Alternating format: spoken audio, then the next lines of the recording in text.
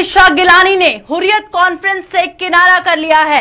Hurriyat conference के chairman Syed Ali Shah Gilani ने इस बाबत पार्टी को पत्र लिखकर अपने फैसले से कार्यकर्ताओं को अवगत करवा दिया है और इसका एक वीडियो भी जारी किया है। सबसे पहले वो देखिए। अस्सलामु अलैकुम वरहमतुल्लाहि वबरकातुहू।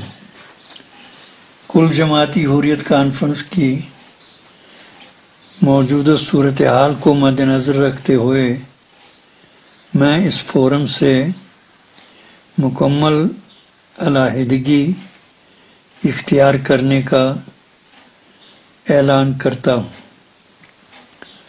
इस ज़िमन में फोरम की तमाम इकाइयों को एक तफसीली खत के जरिए मुतल्ला किया गया है। अल्लाह हम सबका हामी व नासिर हो।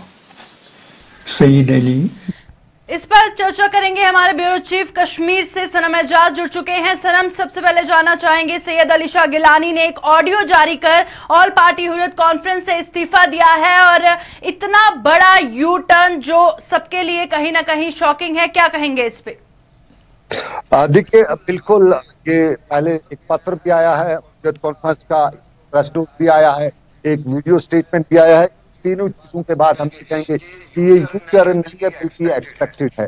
पहले दो वजह एक्सपेक्टेड की। एक एक्सपेक्टेशन ये है कि हुर्रियत कॉन्फ्रेंस का कुछ क्वार्टर ये भी कहना चाहते थे कि पार्टी में हुर्रियत कॉन्फ्रेंस में गिलानी के मरने के बाद उनकी जो सेकंड लाइन कौन होगा उनकी जगह पे, उस पर काफी दिनों से चर्चा हो रही थी और कुछ लोग जो हुर्रियत के अंदर थे उनका मानना था कि गिलानी को पहले ही अपने पद से हट जाना चाहिए और अपने जो का जानशीन होगा उसको पूरी तरह से मुकम्मल तौर पे उसको रखना चाहिए सामने।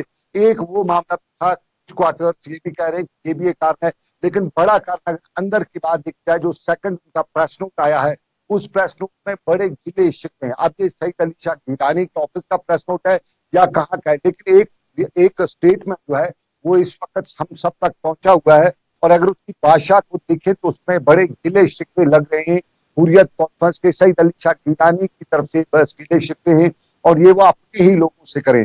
और साफ जाहिर है पिछले दिनों से ही हुर्रियत कॉन्फ्रेंस में कुछ तनाव था, लेकिन ये इधर नहीं था, ये उस हुर्रियत कॉन्फ्रेंस जो लाइन ऑफ कंट्रोल के उस तरफ एक्टिव है। यानी पाकिस्तानी कश्मीर में जो हुर्रियत कॉन्फ्रेंस है वहां पे जो हुर्रियत कॉन्फ्रेंस उसमें बड़ा तनाव था। वहां पे गुलाम मोहम्मद सफी जो है और सिर्फ अब्दुल्ला गिलानी बड़ा मामला चल रहा था। गुलाम मोहम्मद सफी को सईद अली शाह गिलानी का काफी करीब माना जाता था और जैसे ही पिछले दिनों से जब से वो लग रहा था कि सईद अली शाह गिलानी का मामला लाइफ थे, तो उसके बाद जब उनकी लाइफ की पोजीशन जो रही थी तो उसके फौरन बाद ही वहां भी फौरन इजलास बनाया गया था जिसमें अब्दुल्ला गिलानी सामने रखा गया था। तो पाकिस्तानी कश्मीर में एक मीटिंग भी की थी और उसमें उसके बाद ही सारे तजाद हुए। तो उनका जो प्रेस नोट है जिसमें गिले शिकवे हमें लगता है, अभी तो मेरी क्वार्टर से बात हुई या दूसरे जितने लोगों से भी बात हुई तो यही कहना कि ये सारा मामला जो है उसी चीज को लेके है, पार की तरफ से जो है। अगर इस जो स्टेटमेंट अभी है ये अथेंटिक अभी नहीं हो रहा है कि गिलानी का ही है या किसी और का है या किसी का प्यार करता है, सोशल मीडिया पे कुछ भी तैयार हो सकता है। अगर उसमें देखा जाए उसमें एक अब्दुल्ला गिलानी का शब्द है वो बाज़ाब्ता तौर पे इस्तेमाल किया जा रहा है और उसमें सईद अली शाह गिलानी अब्दुल्ला गिलानी के बारे में बता रहे हैं कि उनके रिप्रेजेंटेटिव रहे, लेकिन पास के आज तक अब्दुल्ला गिलानी सईद अली शाह गिलानी की क्लोज पार्टनर्स में नहीं गिने जाते थे। वहां पर उनकी बजाय गुलाम सफी जीएम सफी जिसे कहते हैं वो काफी समय से 9 से वो गिलानी के बहुत करीब माने जाते थे। तो ये मामला जो परसों मीटिंग वगैरह हुई है शायद उसी सब क्योंकि यहाँ पे माली का शब्द इस्तेमाल हुआ है स्टेटमेंट में, उसके साथ साथ गिले बहुत आप जो कुछ किया जैसा शब्द है कि आप कुछ कर रहे हैं, ये शब्द जो इस्तेमाल हुए ये कहीं इंडिकेट कर रहे हैं कि पार जो कुछ हुआ है उसके उस तरफ जो कुछ हुआ है उसके परिणाम यहाँ निकल रहे हैं और गिलानी अब इस तारीख से बहुत ज्यादा उकता गए हैं। जो समझ उसको शायद जिंदगी का उनका एक स्टेज में, लेकिन स्टेज में उनको लगता है कि जो वो चाहते थे वो नहीं होता है। शायद ये कारण होता है कि आज हुर्रियत से अलग जाती है। जी बिल्कुल सनम, गिले शिकवे की आपने बात की, पर उन्होंने उस पत्र में ये भी लिखा हुआ है कि मौजूदा स्थिति को देखते हुए, सूरत हाल को देखते हुए ये कदम मैं उठा रहा हूं। और साथ ही क्या आपको लगता है जिस तरह से केंद्र सरकार ने कहा था कि अलगाववाद को हटाया जाएगा, और हमने देखा अगस्त में जब 370 हटा, उसके बाद पॉलिटिकल पार्टीज कहीं ना कहीं खामोश होती नजर आई, तो एक कामयाबी माने ये केंद्र सरकार की? देखिए, बिल्कुल नहीं ऐसा कहा जा सकता है, क्योंकि हुर्रियत कॉन्फ्रेंस जो है स्ट्रॉन्ग अपोजिशन बनी हुई है और दोनों तरफ है, और इनके बड़ा बेस भी है। और गिलानी के जाने के बाद, गिलानी के बाद यहाँ पे सेकंड लाइन जो टॉप लीडरशिप है वो अशरफ सहराई को माना जाता है, और अशरफ सहराई गिलानी से ज्यादा हॉटलाइनर बन जाते हैं। तो इसलिए ये कहना कि खत्म हो जाएगा ऐसा पॉसिबल नहीं लगता है मुझे, क्योंकि और ये भी है कि दुनिया में ऐसी चीजें आती रहती है, लेकिन कोई ऑर्गेनाइजेशन का सेटअप बाकायदा करो, और खासतौर पे जिसके पीछे जहाँ जनता भी का एक बड़ा हिस्सा भी हो और साथ में कंट्री भी का साथ भी हो। खासतौर पे ये माना जाता है कि हुर्रियत कॉन्फ्रेंस को बाकायदा तौर पे पाकिस्तान मान्यता देता है, पाकिस्तान सपोर्ट करता है। तो जिसको एक कंट्री पीछे से सपोर्ट करती हो उसका खत्म हो जाना असंभव होता है, नामुमकिन सी बात होती है। लेकिन हालात उतार चढ़ाव जरूर देखे जा सकते हैं। इस वक्त गिलानी का जो स्टेटमेंट आया है ये हालात का, और उसमें जो गिलानी के स्टेटमेंट जो लिखा हुआ है ये उस सब चीज को दर्शाता है जिसकी सिचुएशन यहाँ की बनी है, जिसमें खास तौर पर ये भी कहा गया है, लिखा है गिलानी ने अपने चिट्ठी में उनकी तरफ से आई है कि मुझे तो हालात ने अपना किया कि मैं किन हालात का, लेकिन आपने भी मेरे साथ संपर्क नहीं बनाए रखा। तो ये सब कुछ जो है ये किसी कहीं न कहीं इस तरह इस चीज को दर्शाता है कि गिलानी उगता गए हैं, उनके जो लोग हैं या उनके सहयोगी हैं या साथी जिस तरह से वो काम करते हैं उससे वो निराश, उनसे वो परेशान। बिल्कुल सनम, साफ तौर पर कहीं ना कहीं तालमेल में कमी नजर आती दिख रही है। वहीं लगातार पॉलिटिकल पार्टीज की तरफ से सोशल मीडिया पर सवाल खड़े हो रहे हैं। आपको क्या लगता है कि उनकी जगह कोई आ सकता है या कोई ले सकता है? देखिए, ये पहले से साफ है कि गिलानी की जगह अशरफ सहराई ऐसा आदमी है हुर्रियत में जो उनकी जगह ले सकता है, और अशरफ सहराई का मुकाबला भी अभी कुछ नहीं, क्योंकि अशरफ सहराई अपनी इमेज है, एक क्रेडिबिलिटी है, और ये वो शख्स है जिन्होंने तब शेख मोहम्मद किया था जब शेख मोहम्मद में टालेस्ट लीडर माने जाते थे, और शेख मोहम्मद का तब विरोध करना यूं समझ लिया जाता था कि वो उसको धर्म से भी अलग समझा जाता था। सईद अली शाह अशरफ सहराई उस कैडर के लीडर है, और ये जवानी लगभग बचपन से लेकर आज तक की हुर्रियत के साथ रहे हैं, और अलगाववादी सियासत में कूट से भरी हुई है। सारे के बीच में ये समझा जा सकता है कि और कोई नहीं है, और ऐसा कोई अब उनके पास टाइम पे है नहीं हुर्रियत के पास जो बाहर है। बाहर की बात करें, क्योंकि अगर कोई है बड़ा लीडर उस तरफ है, आलोची की तरफ है, या अगर इधर कोई है तो वो जेल में है। फिलहाल सिर्फ एक ही आदमी है सईद अली शाह गिलानी के बाद अशरफ सहराई ही समझा और माना जा सकता है कि वो गिलानी के बाद का लीडर है। बिल्कुल सनम, इस वक्त जो भी लोग हमें इस वक्त लाइव देख रहे हैं, बहुत सारी जिज्ञासा उनमें है, क्यूरियोसिटी है, जानने की इच्छा है आखिर ऐसा क्यों हुआ, कब हुआ, क्या कारण था, रिएक्शंस का उनको इंतजार रहेगा इसके बाद। पर जो ऑडियो से और साथ ही पत्र से क्या हम क्यास लगा सकते हैं, क्या कुछ इंपॉर्टेंट क्लू मिल सकते हैं उनके सवालों के जवाब के? देखिए, जब मैं पहले ही बता चुका हूँ, इसके क्लू जो अभी तक साफ नहीं होता है, और उसमें यही है कि जो लाइन ऑफ कंट्रोल थे उस तरफ जो लड़ाई है, जो कहीं तनातनी हुई है अब्दुल्ला गिलानी वर्सेस गुलाम अहमद सब्जी, ये लड़ाई वहां से आते आते कश्मीर पर इधर पहुंची है। और आपको ये भी बताता चलो, हमें ये भी बताया गया है, अब सब लोगों से बात करे थे, अब ये भी मालूम हुआ है पिछले 10 दिनों से जो पीओके में हुर्रियत ऑफिस है जहाँ गुलाम अहमद सब्जी कायम कहाँ पे हुआ करते थे, वो वहां गए भी नहीं, और वहां पे मीटिंग्स जो हुई है वो अब्दुल्ला गिलानी की सरकारी में हुई है।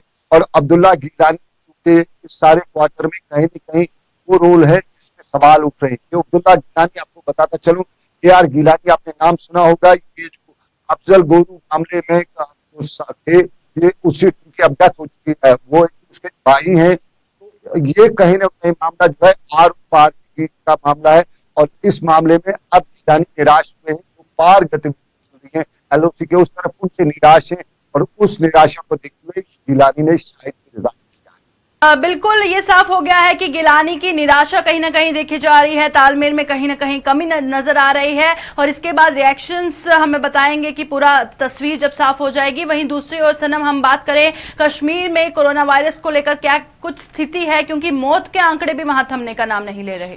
बिल्कुल बिल्कुल, अभी अगर हम शंका तो मौत के आंकड़े बराबर है। आज शुरुआत से हुई, उस के साथ दूसरी मौत की खबर जो है वो कोविड से हुई और साउथ कश्मीर का एक 65 साल का शख्स जो है श्रीनगर के साल में कोविड का पॉजिटिव के बाद की जंग हार बैठा है। और कहें तो आंकड़े हमारे करीब डेथ में पहुंचने वाले हैं, पहुंच रहे हैं, बिल्कुल नजदीक उनसे पहुंच रहे हैं। जहाँ पॉजिटिव केस की तादाद है उसके हमारे यहाँ आगे बढ़ती जा रही है, लेकिन रिकवरी रेट अच्छी खासी है और अच्छी खासी तादाद क्वारंटीन सेंटर्स में या हॉस्पिटल्स में है वो वहां से वो अच्छी तरह से एहतियात वापस भी घरों में जा रहे हैं। और इसमें क्वारंटीन की बात करें तो क्वारंटीन सेंटरों के हाल अहवाल आज सवाल में, अस्पतालों में इन पेशेंट के साथ किस तरह का व्यवहार किया जा रहा है उसमें भी सवाल उठे। और इस सारे में आम कश्मीरी सवाल कटघरे में इस तरफ से फंसा हुआ है कि न आगे का रास्ता दिखाई देता है, न दाएं न बाएं, कहीं जाने की उसको कहीं किरण वो नजर प्रशासन की ओर से जाना चाहेंगे, क्योंकि बहुत सारे इश्यूज हैं, बहुत सारी प्रॉब्लम्स हैं जिससे जम्मू कश्मीर की जनता अभी भी जूझ रही है, पर प्रशासन की तरफ से क्या कुछ कदम उठाए जा रहे हैं? देखिए, प्रशासन बहुत कदम उठा भी रहा है, बहुत गलतियां भी कर रहा है, बहुत जगह पे उसको आवाम में भेजना भी पड़ रहा है और बहुत जगहों पे आवाम खुश भी है। यानी प्रशासन हर तरह से सारे आ चुका है। प्रशासन यहाँ टेस्टिंग के मामला बहुत आगे है, बहुत टेस्टिंग हो रही है। जहाँ पॉजिटिव केसेस को रिकवरी के मामले में प्रशासन जो है उस पर लोग अच्छी तरह से सेटिस्फाई है, लेकिन प्रशासन पर सवाल क्वारंटीन सेंटर्स जो सुविधाएं दी उसमें उठ रहे हैं। अस्पतालों में जो डॉक्टर का व्यवहार है पेशेंट के साथ, पॉजिटिव पेशेंट के साथ, क्योंकि आरोप यही लग रहे हैं कि डॉक्टर जो भी पेशेंट को वहाँ टच नहीं करते हैं, वहाँ देखते नहीं है, उससे ही बात करते हैं। और अगर कोई सीरियस इलनेस का पेशेंट हो जिनकी अक्सर डेथ्स हो जाती है, ये भी आरोप लग रहे हैं कि वहाँ डॉक्टर को पूरी तरह से नहीं करते हैं और उस वजह से बीमारी की ट्रीटमेंट नहीं हो पाती। तो आरोप ये लगते हैं कि अगर ब्लड प्रेशर वाला पेशेंट पॉजिटिव हो जाता है तो फिर उसको ब्लड प्रेशर की दवाई तक ब्लड प्रेशर मेंटेन भी नहीं किया जाता, हॉस्पिटल में डॉक्टर उनके पास नहीं आते और वो भी एक कारण है कि टैक्स हो जाती है। तो इस सारे में शासन को कटघरे में खड़ा किया जाता है, लेकिन शासन की तरफ कुछ पॉजिटिव कदम भी है। नए क्वारंटीन सेंटर्स में सुविधाएं जो है वो सब तरह नए क्वारंटीन सेंटर बनाए भी जा रहे हैं। इस तरह से यूं कहें प्रशासन एक तरफ आगे बढ़ भी रहा है, दूसरी तरफ धक्का भी हो रही है। हम कह सकते हैं प्रशासन कई जगहों पे या कई महाजों पे ऐसा काम कर रहा है जिसे कह सकते हैं कि ये काबिल सरकार। जी बहुत बहुत शुक्रिया सनम, हमारे साथ लाइव जुड़ने के लिए। हमारे साथ सीधा कश्मीर से हमारे ब्यूरो चीफ सनम एजाज लाइव जुड़े हुए थे। बात कर रहे थे हम जिस तरह से कोरोना वायरस को लेकर भी जम्मू कश्मीर की जनता को बहुत सारी परेशानियां हो रही हैं, क्योंकि जो ऑलरेडी बीमारी से ग्रस्त होते हैं सारा फोकस डॉक्टर्स का उनका कोरोना वायरस पे चला जाता है अगर कोई पॉजिटिव आता है। और जो पिछली उनकी बीमारियां हैं, अगर किसी को ब्लड प्रेशर है, किसी को डायबिटीज है, तो उन पर उनका ध्यान नहीं जाता है, उनकी दवाई नहीं मिल पाती है, जिसकी वजह से उनकी मौत हो जाती है। तो चलिए बढ़ते हैं आगे। और जम्मू कश्मीर में कोरोना संकट के बीच सुरक्षा बल आतंकियों के सफाये में जुटे हुए हैं। सुरक्षा बलों ने आज साउथ कश्मीर के जिला अनंतनाग के खुलचोहर इलाके में 3 आतंकियों को मार गिराया। मुठभेड़ में मारे गए 2 आतंकियों का ताल्लुक लश्कर-ए-तैयबा, जबकि एक की पहचान हिजबुल मुजाहिदीन के कमांडर मसूद के रूप में की गई है।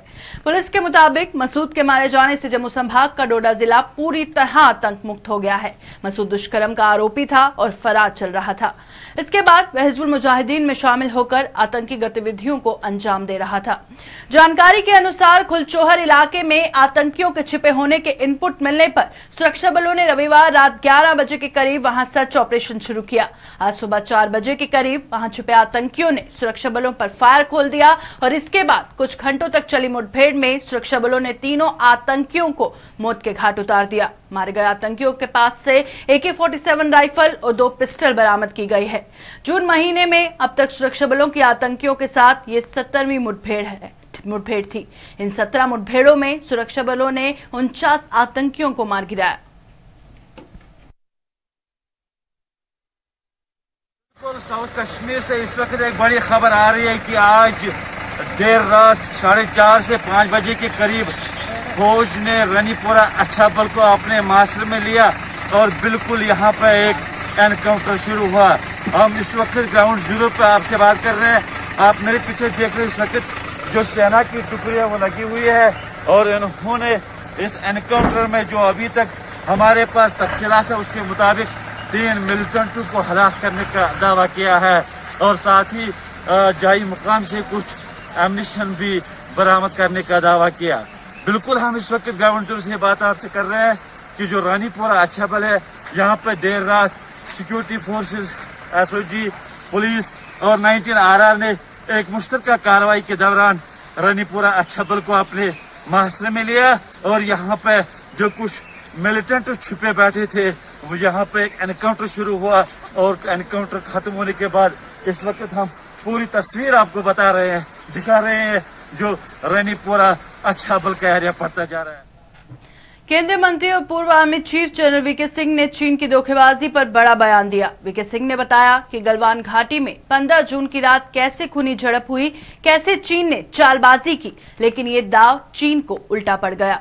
वीके सिंह ने कहा कि हमारे जवान चीनी सेना के पोजीशन देखने गए थे। उन्होंने बताया कि 15 जून की शाम को हमारे कमांडिंग अफसर गलवान घाटी में देखने गए थे कि चीन के लोग वापस गए या नहीं।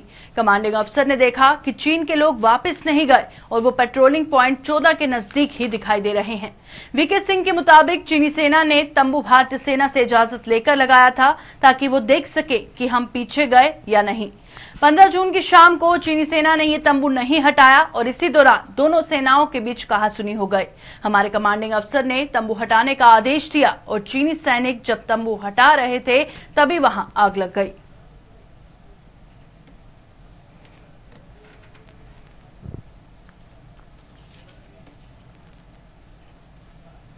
जिला पुंछ को ऊपर वाले ने प्राकृतिक सुंदरता से मालामाल किया है। जिले के कई ऐसे इलाके हैं जो अपनी सुंदरता से हर किसी का मन मोह लेते हैं। इन इलाकों में तहसील मंडी का सब्जियां इलाका भी शामिल है जो अपनी सुंदरता से हर एक को अपनी ओर आकर्षित करता है। हालांकि प्राकृतिक सुंदरता से मालामाल होने के बावजूद भी ये इलाका सरकार और उसके पर्यटन विभाग की अनदेखी का शिकार है। पुंछ से लगभग 60 किलोमीटर पूर्व में स्थित सब्जियां इलाका किसी कवि की कल्पना की तरह है। बर्फ से ढकी पहाड़ों की चोटियां और इन पहाड़ों के दामन में हरे भरे जंगल जन्नत का एहसास दिलाते हैं। अगर सरकार और इसका पर्यटन विभाग इसकी ओर ध्यान दे तो ये इलाका एक बड़े पर्यटन स्थल के रूप में उभर कर सामने आ सकता है। यहाँ पर्यटकों के आगमन से बेरोजगार युवाओं को भी रोजगार के अवसर मिल सकते हैं।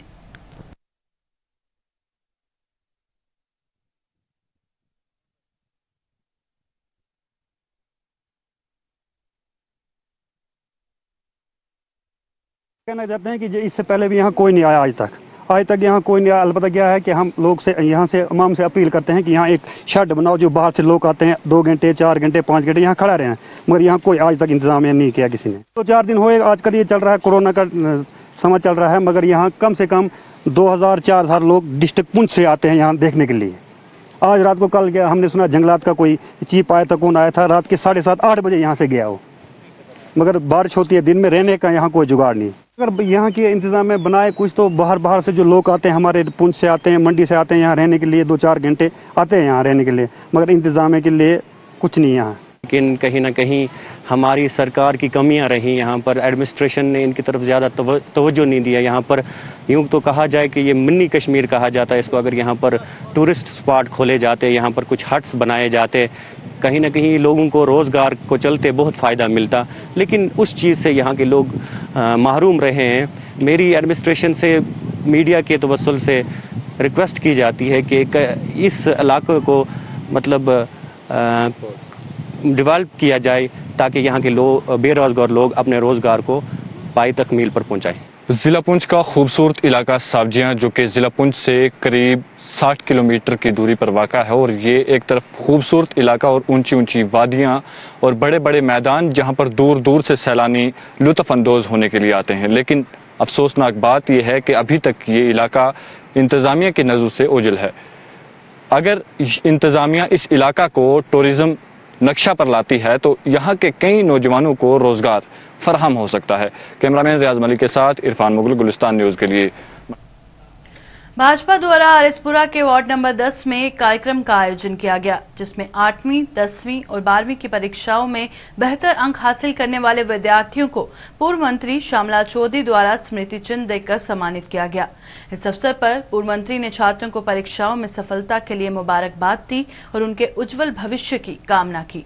कार्यक्रम में भाजपा के आरएसपुरा के जिला प्रधान हरभजन सिंह, पूर्व विधायक प्रोफेसर घरूराम भगत और म्युनिसिपल कमेटी के प्रधान सतपाल पप्पी भी मौजूद थे। हमारे बच्चे जिन्होंने 98%, 99% नंबर लेकर अपनी क्लास है 12वीं के 8वीं के जो बच्चे पास हुए उनको सम्मानित करने के लिए यहाँ हम आए हैं। बहुत मेहनती हैं, उन बच्चों को भी मुबारक देने इतनी मेहनत करके इस तरह के अपने नंबर हासिल किए और खासकर उनके पेरेंट्स जिनके सहयोग से, जिनकी सपोर्ट से आज बच्चों ने इस तरह की अपनी शिक्षा में इतनी ज़्यादा नंबर हासिल किए हैं। मैं तो कहूँगा कि यही आने वाले समय में बच्चे इसी तरह हर क्लास में आगे इससे भी ज़्यादा नंबर हासिल करें और आने वाले समय में जो कंपटीशन का युग है। जम्मू कश्मीर में मानसून के दस्तक देते ही किसानों के चेहरे खिल उठे हैं। जम्मू व इसके आसपास के इलाकों में रविवार से बिगड़े मौसम के तेवर धान की फसल के लिए वरदान साबित हो रहे हैं। रविवार रात आज सुबह कुछ इलाकों में हुई बारिश से किसानों को मानो मुंह मांगी मुराद मिल गई। उनका कहना है कि इस बारिश ने उन्हें बेहद राहत पहुंचाई और धान की फसल लगा चुके इस फसल को लगाने की तैयारी में जुटे किसानों को इससे बेहद लाभ होगा।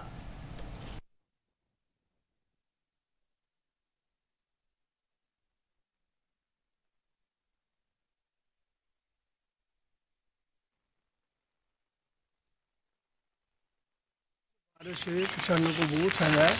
जो लाभ लग चुकी है उसके लिए ये बहुत अच्छी है, ताकि वो जड़ पकड़ जाएगी, खाद सटने वास्ते फायदा हो जाएगा किसानों की। जिन्हें लाभ नहीं लगी, जिन्हें सुक्कियां पईयां हाँ, नहर च पानी घट हाँ, उन्होंने किसानों भी फायदा इस बारिश का, ताकि जी लाभ लगने वाली है उस बारिश मदद करेगी बारिश लाभ लगाने। ये किसानों को बहुत फायदा है। 4-5 दिन से बहुत ज़्यादा गर्मी पड़ रही थी, तो जिससे आज बारिश से जिम्मेदारों को बहुत राहत मिली है। जिसको लगी हुई बासमती धान जो लगी हुई है उसको भी इसका काफ़ी बारिश का फायदा हो गया। तो सर नहर में बहुत पानी कम है, तो ये बारिश की वजह से ज़मीन सभी पानी हो गया है। इससे बहुत लाभ मिला इस बारिश से और गर्मी से भी बहुत राहत मिली है। आज ये लगी लाभ है, ये भी अं दोबारा उन खाद पा सकते हैं कि उन बारिश की वजह हर मतलब पानी की काफ़ी मदद हो गई है। अज जी बरखा हुई है तो अस भगवान के बड़े बड़े शुक्रगुजार हाँ कि उन्हें बड़े टाइमली जो मॉनसून है जोड़ा साढ़े इधर आई है। नहीं तो सानू लाभ लाने च बड़ी दिक्कत हो रही, किसान जड़ा बड़ा परेशान है। जियां कि नहरां बंद हो गई, लोग मैं करा दे है लाभ लवाने वास्ते, ना बेइये है ना पानी ही। चलो अस भगवान के बहुत बहुत शुक्रगुजार हाँ। तो जोड़ा मानसून आया अस तय दिने कन्नै वेलकम करने साढ़े इलाके च, ताकि साड़ियां लाभां जिहड़ियां ने टाइमां दियां लगी जाण। कितना फायदा होया बारिश? बहुत बढ़िया फायदा होया। इयां लोग मैं करा दे पानी है नहीं, बंबियां च पानी आउंदा नहीं, बत्ती नहीं हुंदी टाइमां दी, पानी पूरा नहीं हुंदा। ते ये मानसून आया है, इस मानसून कन्नै ये है कि सारे लोगों की जिहड़ी जमीन है वो सिल्ली होई गई है, पानी जिहड़ा वो लगी है, लाभ जिहड़ी टाइमां दी लगी जाग। मुंजी को काफी राहत मिलेगी, तो दुनिया को अच्छा चांस मिल रहा है। देखो ना मेरे पीछे धान लगा हुआ है, पहले पानी सूख गया था, अभी बारिश की वजह से अच्छा मौसम हो गया, तो पानी पूरी खेती अच्छी हो गई है। अच्छा। जम्मू के रायपुर दुमाना पंचायत के किसानों ने कृषि विभाग पर अनदेखी का आरोप लगाया है। इन लोगों के मुताबिक एक तो वह मौसम और महंगाई की मार सह रहे हैं, तो दूसरी ओर वे कृषि विभाग की बेरुखी का शिकार बन रहे हैं। इन लोगों के मुताबिक सरकार की ओर से किसानों के लिए शुरू की गई किसी भी योजना का लाभ उन्हें नहीं मिल रहा। यही नहीं, कृषि विभाग की ओर से भी उन्हें कोई सहयोग नहीं मिला। अन्य ब्लॉक और पंचायतों के किसानों को कृषि विभाग की ओर से बीज और खाद भी उपलब्ध करवाई जा रही है, लेकिन उन्हें कुछ भी नहीं मिल पा रहा। यही नहीं, विभाग द्वारा अन्य पंचायतों को समय समय पर खेती के आधुनिक तरीकों के प्रति जागरूक करवाने के लिए बाहरी राज्यों में प्रशिक्षण भी दिया जाता है, लेकिन रायपुर दोमाना के किसानों को इससे भी वंचित रखा गया है। साढ़े इलाके दे विच असेंगी कोई बी कोई हैल डिपार्टमेंट लिए असें कदे कोई डिपार्टमेंट का बंदा लब्भा गै नहीं। जे कुदै लब्भग भी कोई तो वो उस वेले लभोगे भी जो असें फसल लाई ओड़ी होंदी है। इस वेले मक्कें दे प्लाट लगे दे सरकारी, बाकी पंचायतां जिहड़ियां न उंदे विच उ'नें जी जिमींदारें उ'नें बाहर लिए कोई ट्रेनिंगां भी कराइयां, पर साड़ी पंचायत दे विच ना कुसै बंदे गी बाहर लेता रैपर दबाने चा, ना गै कुसै गी डिपार्टमेंट ली कोई मदद होई है। तेल इन्ना मैंहगा होई है, ट्रैक्टर वाला 200 रुपया कनाल लै दा, 1600 रुपया घुमा दा खर्चा आवा दा। असें गी इन्नी जबरदस्त परेशानी है, सारी उम्मीद जिहड़ी है वो बारिश पर है। अगर बारिश होग भी तो जिन्ना साढ़ा खर्चा हुआ दा 180 रुपया किलो मक्के दा बीज है, उसी अस राह दें, डाया पा दें, यूरिया पा दें, फिर गोडी करनी है। अगर लास्ट एक बारिश नहीं हुई तो साढ़ा सारा कीता कराया पानी फ्री है। देखो जी डिपार्टमेंट असें कोई जमाना होया कोई डिपार्टमेंट वाला कोई एग्रीकल्चर वाला साढ़े को आए दे दिखिया नहीं कदें, तो जो होग भी तो कोई अगे पिछे बेइये सलू गुलू करिए तो निकली जाते। अस दिमाग खुद को दिखचे, कोई लभे तो वो गलबात करचे ना, ਜਾਂ कोई साढ़े को आवे तो करचे, ਉਹਦੇ ਕੋਲ उम्मीद करचे। बी ਜਿਹੜਾ ना खाद ना बी ना कुछ भी ਜਿਹੜਾ एग्रीकल्चर डिपार्टमेंट है इत्थे तुप्पे दा नहीं लभदा, वो पता नहीं कुत्थे गुआची दा। ऐसी सरकारां जड़ियां ने वो आखदियां भाई अस बी भी देआ दें, खाद भी देआ दें, सब कुछ देआ दें, लेकिन इत्थे जमीन दे विच कक्ख नहीं लब्भा दा। ये तुस दिक्खा दे किन्ना रकबा पेदा खाली पेदा है। जे कोई बारिश होई जा तो ठीक है, एग्रीकल्चर वाले एक सिस्टम ऐसा रखे दा कि एक दो घर वो आंदे ने ते उत्थे गै मीटिंग करिए तो उत्थों चली जाना, घरां दे विच कुछ ही पता नहीं। जम्मू कश्मीर के इस खास बुलेटिन में फिलहाल इतना ही। देश और दुनिया की तमाम खबरों के लिए बने रहे गुलिस्तान न्यूज के साथ।